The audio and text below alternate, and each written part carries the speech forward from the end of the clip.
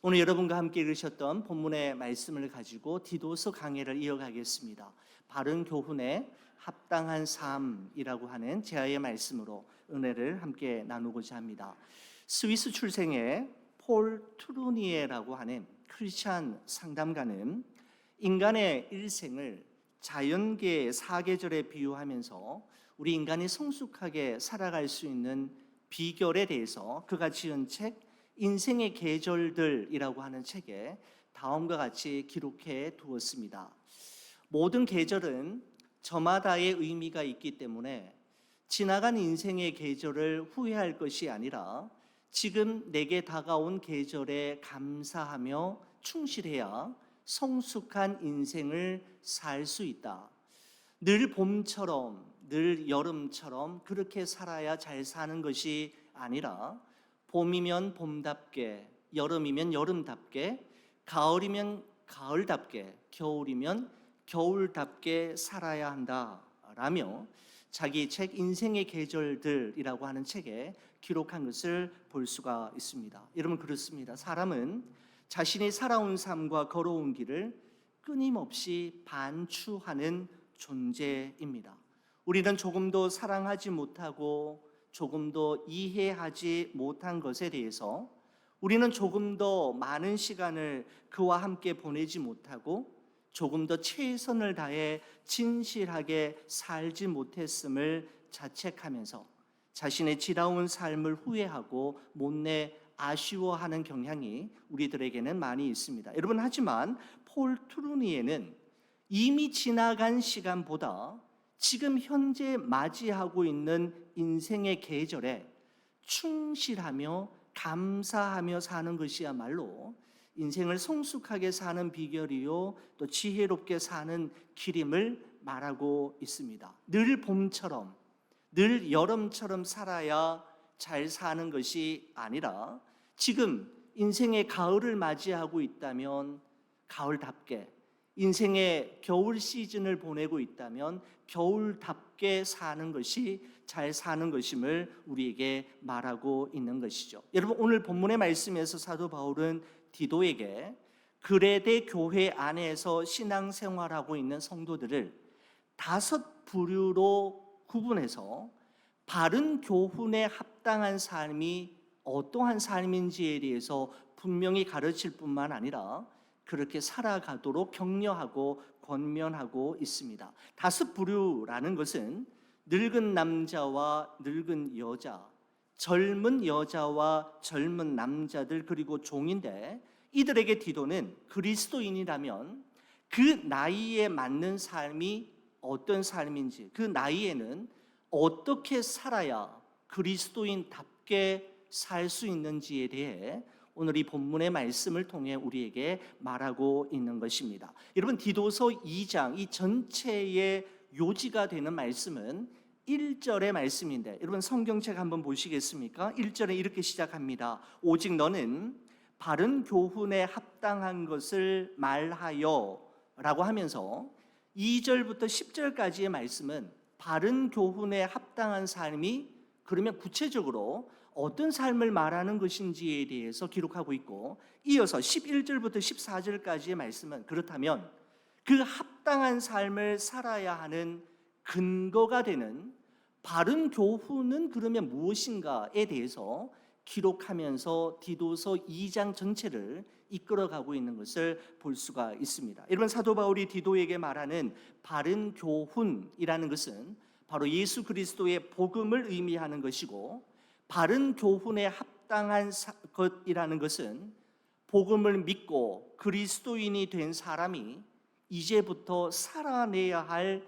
실제적인 삶을 이야기하는 것입니다. 이런 바른 교훈에 합당한 삶은 그 사람의 신앙 수준이나 신앙 연륜, 그리고 그 사람의 연령과 신분에 따라 적용할 수 있는 방식이 조금씩 다를 수가 있습니다. 여러분, 그래서 사도 바울은 그레데 교회 성도들을 5 부류로 나누었던 것이죠. 나이가 많은 남자들과 나이가 많은 여자들, 그리고 젊은 여자들과 젊은 남자들 그리고 종으로 각각 나누어서 바른 교훈에 합당한 삶을 그들이 어떻게 그들의 연령에 맞게 그들의 신앙 수준에 맞게 살아갈 수 있는지에 대해서 말하고 있습니다. 여러분, 먼저 나이 많은 남자들에게 바른 교훈에 합당한 삶이란 어떤 삶을 말하는지에 대해서 오늘 본문 2절은 다음과 같이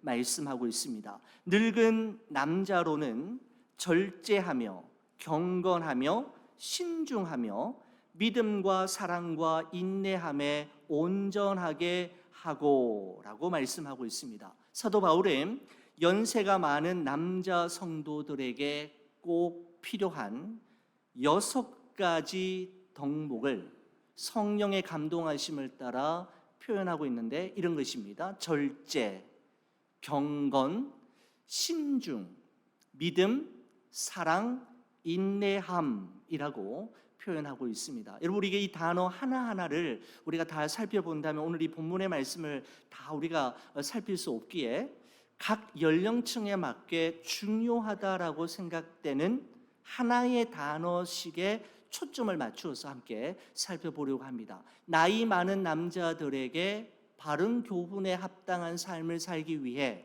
꼭 필요한 것을 사도 바울은 절제라고 생각하였습니다. 여러분, 당시에는 남자들만의 모임이 있었고 여자들만의 모임은 주로 가정에서 이루어져야만 했습니다. 남자 중심의 가부장적 사회 구조에서 남자들만의 모임에는 언제나 연장자가 있기 마련이고 연장자는 언제나 가장 좋은 음식을 가장 먼저 그리고 가장 많이 먹을 수 있는 사람이었습니다. 여러분, 그런 상황에서 사도 바울은 이런 모습들을 가만히 살펴보면서 정말 연장자가 가져야 할 첫 번째 성품으로 그는 절제라고 하는 단어를 떠올렸던 것입니다. 나이가 많으신 남자 어르신들이 갖추어야 할 가장 중요한 덕목은 바로 절제할 줄 알아야 한다라고 보았던 것이죠. 여러분, 이 절제라고 하는 단어를 묵상하면서 고린도전서 10장 23절 말씀이 생각이 났습니다. 사도 바울이 고린도 교회에 다음과 같이 말한 바가 있지요. 모든 것이 가하나 모든 것이 유익한 것은 아니요 모든 것이 가하나 모든 것이 덕을 세우는 것이 아니니 누구든지 자기의 유익을 구하지 말고 남의 유익을 구하라라고 말씀하고 있습니다. 모든 것이 가하나 모든 것이 유익한 것이 아니요 모든 것이 가하나 모든 것이 덕을 세우는 것이 아니다라고 하는 표현을 통해서 우리에게는 절제가 필요함을 인지할 수 있습니다. 여러분, 그리스도인은 진리의 복음 안에서 무엇이든지 할 수 있는 자유와 권리가 있지만 나의 자유와 권리가 교회나 다른 사람들에게 언제나 유익을 주거나 덕을 세우는 것은 아니기 때문에 공동체를 위해서 자신의 자유와 권리를 스스로 제한할 수 있어야 하는데 바로 그것이 바로 절제라고 표현할 수 있는 것이죠. 모든 것이 가하나 다 유익한 것이 아니고 모든 것이 다 가하지만 덕을 세우는 것이 아니기에 스스로의 자유와 권리를 제한할 수 있는 능력인 절제가 성도들의 삶 속에 특별히 교회 안에 연세가 많으신 남자 성도들에게는 필요하다라고 사도 바울이 보았던 것입니다. 자, 그러면 나이가 많으신 여자 성도들에게는 어떤 것이 필요했던 걸까요? 나이 많은 여자들에게 바른 교훈에 합당한 삶이란 어떤 삶을 말하는 걸까요? 3절 말씀 보시겠습니까? 늙은 여자로서는 이와 같이 행실이 거룩하며 모함하지 말며 많은 술의 종이 되지 아니하며 선한 것을 가르치는 자들이 되고 라고 말씀하고 있습니다. 여러분, 사도 바울은 특별히 교회 안에 연세가 많으신 여자 성도들에게 필요한 네 가지를 성령의 감동하심을 따라 기록했는데 이것이었습니다. 행실을 거룩하게 하라, 모함하지 말라, 술의 종이 되지 말고 선한 것을 가르칠 줄 아는 사람이 되어야 할 것에 대해서 말씀하고 있습니다. 여러분, 이 네 가지 중에서 특별히 모함하지 말 것에 대해서 우리가 좀 살펴보기를 원합니다. 여러분, 사도 바울은 나이가 점점 많아질수록 여자 성도들은 특별히 말을 조심해야 한다라는 것을 이야기하고 있습니다. 오랜 목회 경험과 많은 교회 개척을 했던 사도 바울이 교회 안에 연세가 많으신 여자 성도들을 생각할 때 가장 먼저 떠올랐던 것, 이것만큼은 꼭 언급하고 싶었던 것이 바로 모함하지 말라라는 것이었죠. 뒤에서 다른 사람에 대한 근거 없는 비난이나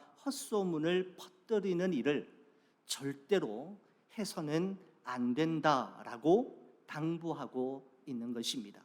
여러분, 이 모함이라고 하는 단어 있잖아요. 이 단어가 헬라어로는 디아볼로스라고 하는 단어를 쓰고 있는데, 디아볼로스라고 하는 단어에 또 하나의 중요한 의미가 있는데 뭐냐면 마귀가 바로 디아볼로스입니다. 여러분, 디아볼로스라고 하는 이 단어는 두 개의 단어가 함께 만나서 이루어진 단어인데, 디아라고 하는 말은 between, 뭐뭐 사이에라고 하는 뜻이고요. 그 다음에 볼로스라고 하는 말은 through, 무엇을 던져 넣다, 던지다라고 하는 의미입니다. 여러분, 그래서 마귀라는 것은 둘 사이에 무엇인가를 던져 넣어서 둘 사이를 갈라놓는 존재, 바로 디아볼로스의 의미가 바로 그러한 것이죠. 바로 마귀가 어떤 역할을 하는 존재인지를 잘 말해주고 있는 것이죠. 둘 사이에 무엇인가를 집어넣어서 둘 사이가 불편한 관계가 되게 하고 둘 사이를 갈라놓게 하는 존재가 바로 마귀라는 것입니다. 여러분, 그렇습니다. 하나님과 우리 사이에, 부모와 자녀 사이에, 남편과 아내 사이에, 목사와 성도 사이에, 성도와 성도 사이에 의심과 불신, 미움과 질투 등을 끊임없이 던져 넣어서 서로의 관계를 깨뜨려 버리고 서로를 힘들게 만드는 존재가 바로 디아블로스, 바로 마귀이고, 그것이 바로 모함이라는 것이죠. 여러분, 그래서 사도 바울은 교회 안에 계시는 연세가 많으신 남자분들, 교회 안에 있는 연세가 많으신 어르신들에게 꼭 갖추어야 할 덕목을 생각하면서 절제하며 모함하지 말라라고 하는 이 표현을 아주 강조해서 사용했던 것입니다. 여러분, 저는 이 나이듦이라고 하는 단어를, 이 말씀을 묵상하며 생각하다가 김용택 시인의 그 강에 가고 싶다라고 하는 시의 첫 소절이 생각이 났습니다. 이런 글이죠. 그 강에 가고 싶다. 사람이 없더라도 강물은 저 홀로 흐르고 사람이 없더라도 강물은 멀리 간다. 인자는 나도 애가 타게 무엇을 기다리지 않을 때도 되었다. 봄이 되어 꽃이 핀다고 금방 기뻐 웃을 일도 아니고, 가을이 되어 잎이 진다고 산에서 눈길을 쉬이 거둘 일도 아니다라고 하는 김용택 시인의 그 강에 가고 싶다라고 하는 시의 첫 소절입니다. 저는 이 시를 묵상하면서 나이듦이 무엇인가, 그리고 나이듦에 있어서 꼭 필요한 것이 무엇일까라고 생각하면서 단어가 생각이 났습니다. 초연함이라고 하는 단어가 생각이 났습니다. 초연함이라는 것은 봄이 되어 꽃이 폈다고, 가을이 되어 잎이 떨어졌다고 애를 태우거나 일희일비하지 않는, 그것을 바로 초연함이라고 이야기할 수 있죠. 여러분, 초연함의 반대말이 집착입니다. 영어로 보니까 attachment, 라고 하는 단어를 쓰고 있고, 초연함은 detachment라고 하는 단어를 사용하고 있습니다. 집착은 욕심으로 인해 생기는 것이고, 초연함은 내려놓고 맡길 수 있을 때, 양보할 수 있을 때 찾아오는 정말 멋진 마음이라는 생각이 들었습니다.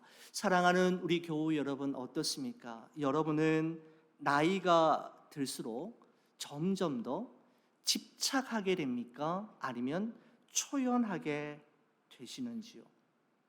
집착과 초연, 번갈아 가면서 우리의 삶 속에 이루어진다라고 생각도 듭니다만은, 집착, 욕심으로 인해 생기는 불협화음을 이제는 내려놓고 초연함으로 하나님 앞에 맡길 수 있는 여러분과 제가 되기를 간절히 축원합니다.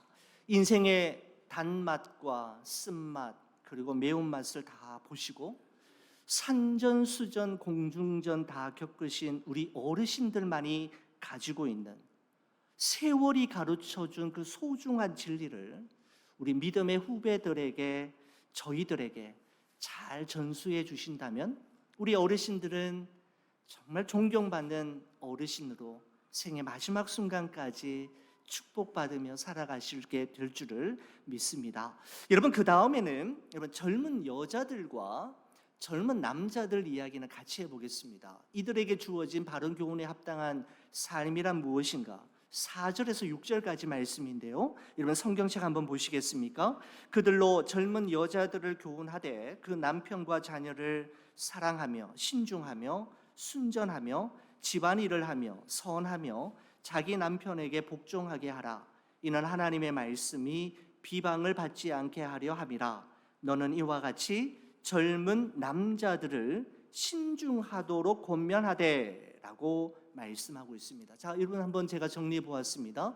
젊은 여자들에게 바른 교훈에 합당한 삶이라는 것은 남편과 자녀를 사랑하는 것, 신중하고 순전한 삶을 사는 것, 집안일을 하며 선하게 사는 것, 자기 남편에게 복종하는 것이라고 이야기하면서 젊은 남자들에게는 무엇보다도 신중한 사람이 되라라고 권면하고 있습니다. 여러분, 이 중에서 다 중요한 내용이겠습니다만은 특별히 제 눈에 띄었던 것은 집안일을 하며 선하라라고 하는 이 부분이 저의 마음속에, 저희 눈에 띄었습니다. 여러분, 젊은 부부가 집안일에 충실하고 가정을 잘 돌보는 것은 하나님이 보시기에 선한 일임을 말씀하고 있는 것이죠.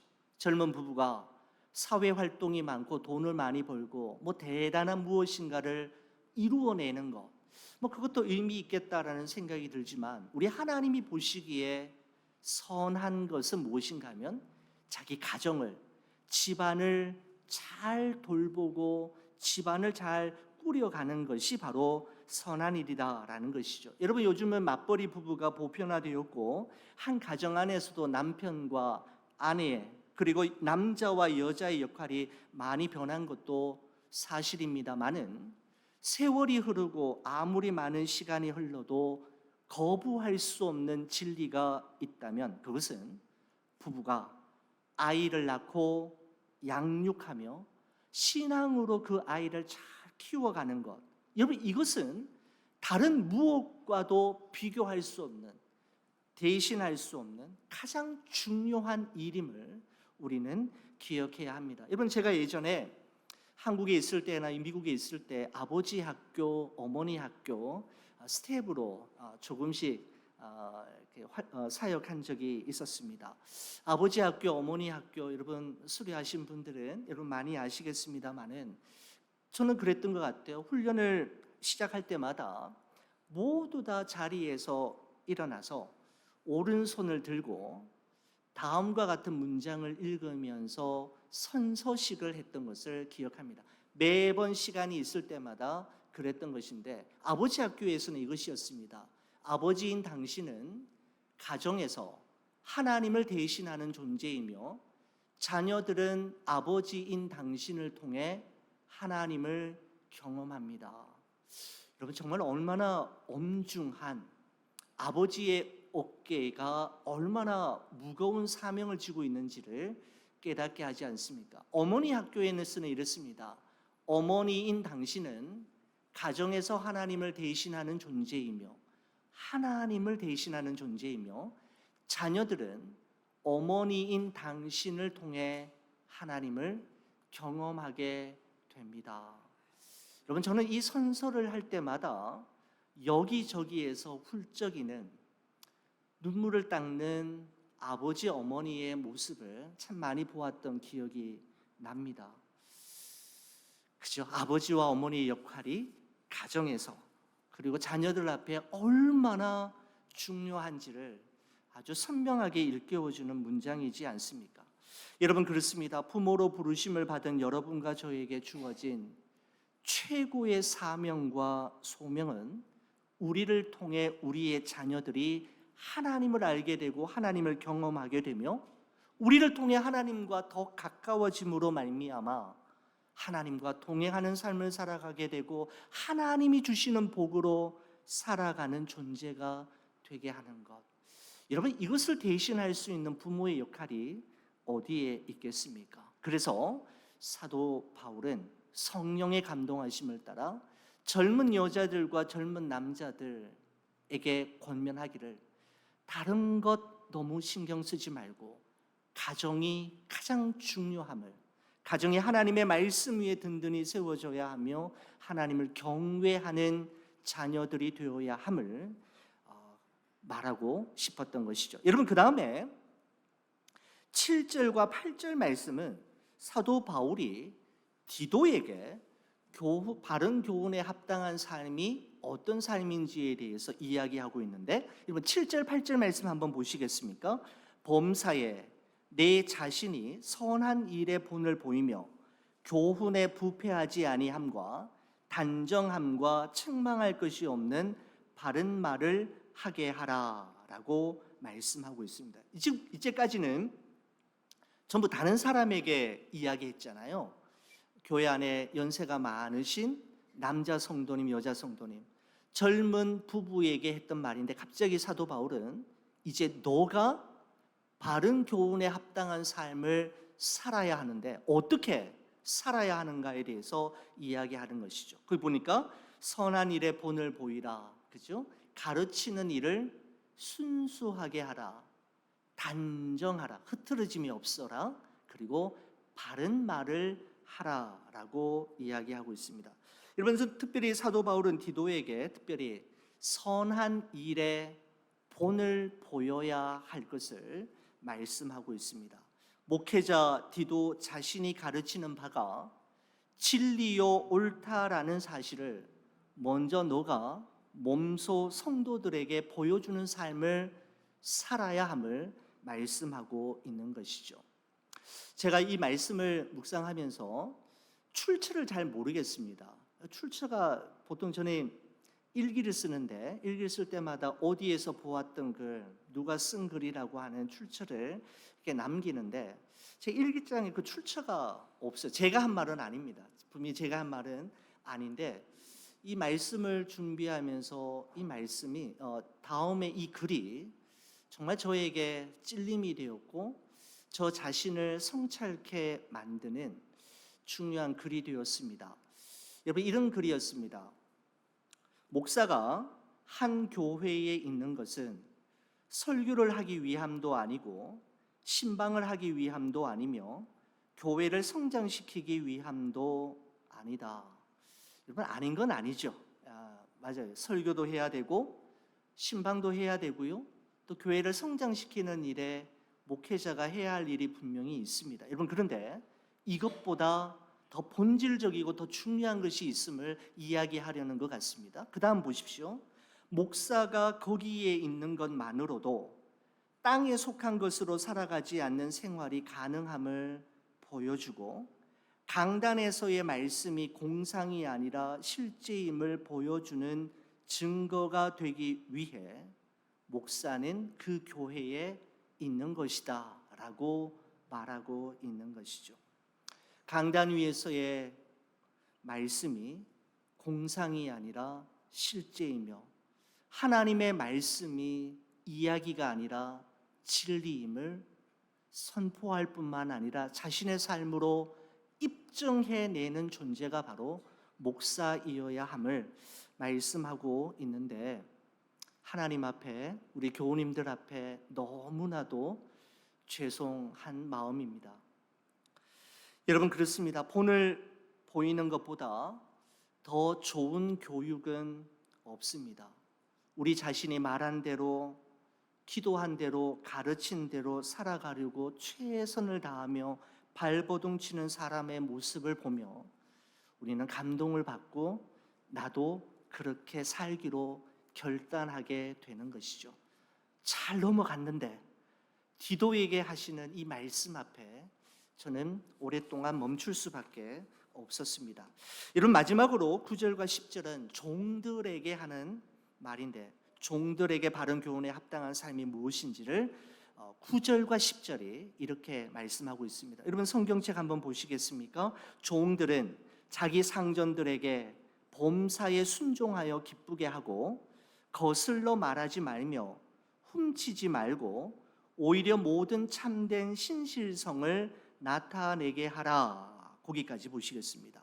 자, 여러분, 지금 사도 바울은 종들까지 이야기하고 있습니다. 여러분, 그 당시에 교회 밖에서 종들은 그야말로 노예이었고, 노예는 사람 취급을 받지 못하였습니다. 여러분, 그런데 사도 바울이 종들에 대해서 성경에 기록하고 언급하고 있다라고 하는 것은 종들, 이 노예들을 교회 공동체 안에 있는 형제와 자매로 인정하고 받아들이고 있음을 전제로 하고 있는 것이죠. 여러분, 그렇습니다. 세상에는 높고 낮음과 빈부귀천이 있지만 교회 공동체 안에는 한 형제 자매로 인정하며 더불어 살아가는 것이 바로 교회입니다. 그러면서 자기 상전에게 순종하고 자기 상전을 기쁘게 하라, 거슬러 말하지 말며 훔치지 말고 신실하게 살아갈 것을 이야기합니다. 여러분, 이들이 이렇게 살아야 할, 바른 교훈에 합당한 삶을 살아야 할 이유가 어디에 있습니까? 10절 마지막에 보십시오. 이는, 그렇게 살아야 하는 이유는 이라고 하는 의미입니다. 범사에 우리 구주 하나님의 교훈을 빛나게 하려 함이라 라고 말씀하고 있습니다.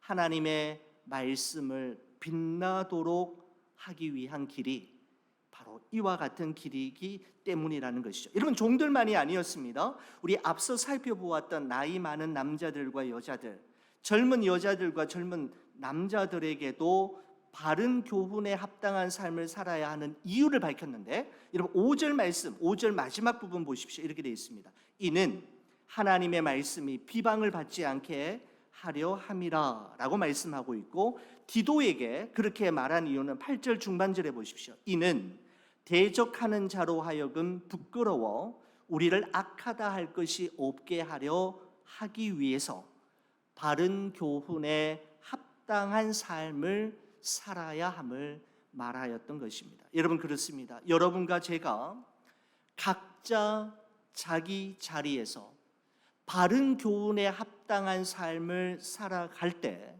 하나님의 말씀은 비방을 받지 않게 되고, 대적자들이 우리에게서 악한 것을 찾아내지 못함으로 인해 스스로 부끄러워하게 될 것이며, 이로 말미암아 하나님의 교훈이 더욱더 빛나게 될 것입니다. 어떻게 할 때요? 우리가 바른 교훈에 어울리는 합당한 삶을 살아갈 때 그와 같은 일이 일어나게 된다라는 것이죠. 저는 오늘 본문의 말씀을 이제 마무리하면서 지난 한 주간 제 마음속에 품고 있었던 단어 하나를 여러분께 소개하면서 마무리하려고 합니다. 저는 라틴어를 잘 모릅니다. 그런데 제가 읽고 있는 책 중에 라틴어 하나가 제 마음속에 오래오래 남았습니다. 그 단어는 이것입니다. Nunc dimittis라고 하는 단어입니다. Nunc dimittis. 저도 처음 들어보는 단어입니다.